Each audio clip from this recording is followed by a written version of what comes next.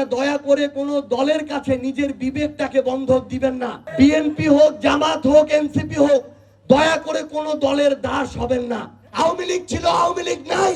BNP আজকে আছে, BNP না থাকতে পারে, কিন্তু জনগণের সাথে যদি গাদ্দারি করেন এই বাংলাদেশে আপনাদের জায়গা হবে না। যে আমরা যদি দেশটা পরিবর্তন করতে চাই, রাজনীতিবিদদের দিকে তাকায় থেকে লাভ নাই, ব্যবসায়ীদের দিকে তাকায় থেকে লাভ নাই, প্রশাসনের দিকে তাকায় থেকে লাভ নাই। সবার আগে তাকাইতে হবে নিজের দিকে। আমার যদি বিবেকবোধের পরিবর্তন হয়, সিদ্ধান্তের পরিবর্তন হয়, তাহলেই বাংলাদেশের পরিবর্তন হবে, অন্যথায় হবে না। আমার বাপ, দাদা, চাচা তারা একটা দল করেছে, একটা মার্কায় ভোট দিয়েছে দেখে আমি অন্য দল করতে পারবো না, অন্য মার্কায় ভোট দিতে পারবো না, দিলে আমার মান সম্মান চলে যাবে, এই যদি হয় আমার চিন্তা, তাহলে এই দেশের কোনোদিন পরিবর্তন হবে না।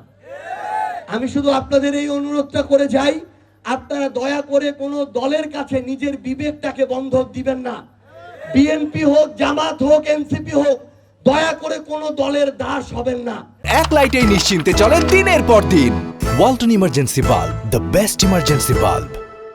প্রত্যেকটা দলের যৌক্তিক সমালোচনা করার, কাজ নিয়ে যাচাই বাছাই করার এবং তারপরে সিদ্ধান্ত নেয়ার মতো বিবেকবোধ আপনাদের থাকতে হবে। আগামীর লড়াইটা জামাত, এনসিপি, বিএনপির লড়াই না। আগামীর লড়াইটা হচ্ছে সত্য আর মিথ্যার মধ্যে লড়াই, ভালো আর মন্দের মধ্যে লড়াই, ন্যায় আর অন্যায়ের মধ্যে লড়াই, জুলুম আর মজলুমের মধ্যে লড়াই। এই লড়াইয়ে আপনাকে ভালোর পক্ষটা বেছে নিতে হবে। যদি দেখেন যে বিএনপি বা তারা ভালোর পক্ষে নাই, বাদ দিতে হবে। জামাত না থাকলে তাদেরকেও বাদ দিতে হবে, এনসিপি না থাকলে তাদেরকেও বাদ দিতে হবে। সবচেয়ে গুরুত্বপূর্ণ বিষয় হচ্ছে যোগ্য মানুষটাকে, তুলনামূলক ভালো মানুষ, ভালো দল, ভালো মার্কাকে সমর্থন দিতে হবে। যদি এটা করতে পারেন, হয়তো 1 বছরে দেশের পরিবর্তন হবে না, কিন্তু ইনশাআল্লাহ আগামী 5-10 বছরে এই বাংলাদেশটার পরিবর্তন হবে।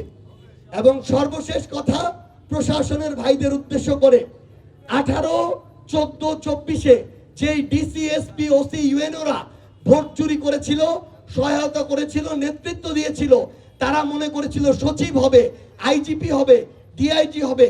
একটা ডিসি, এসপি এখন বাংলাদেশে নাই, সবগুলো চাকরি হারিয়েছে, অনেকগুলো দেশের বাইরে পালিয়ে গিয়েছে।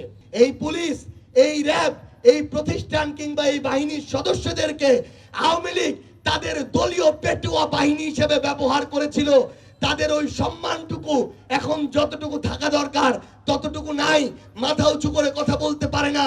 কিন্তু আমরা মনে করি আপনাদের এই বাংলাদেশে দরকার আছে, আপনাদের আরো সুযোগ সুবিধা দেওয়া দরকার, বেতন বাড়ানো দরকার, কিন্তু একটা জিনিস শুধু কমিটমেন্ট রাখবেন, আপনারা শপথের সাথে বিশ্বাসঘাতকতা করবেন না, জনগণের সাথে প্রতারণা করবেন না। মনে রাখবেন, আওয়ামী লীগ ছিল, আওয়ামী লীগ নাই। বিএনপি আজকে আছে, বিএনপি না থাকতে পারে, কিন্তু জনগণের সাথে যদি গাদ্দারি করেন এই বাংলাদেশে আপনাদের জায়গা হবে না। পরিশেষে আপনাদের শুধু একটা কথা বলি, জুলাই অভ্যুত্থানে যদি আমাদের লড়াই শেষ হতো, তাহলে 1400 মানুষ জীবন দেওয়ার পর ওসমান হাদিকে জীবন দিতে হইতো না। যেহেতু ওসমান হাদিকে জীবন দিতে হয়েছে, তাহলে আমাদের বাংলাদেশ গড়ার লড়াইটা শেষ হয় নাই। এই লড়াই আমরা আপনাদের সন্তানের বয়সে অনেককে, তরুণদেরকে সামনে নিয়ে আসছি। আপনারা একবারের জন্য আস্থা রেখে দেখবেন, আপনাদের ভোটের আমানতটা তাদেরকে দিবেন। তারা যদি খেয়ানত করে, আমরাই তাদের বিরুদ্ধে ব্যবস্থা নিব ইনশাআল্লাহ।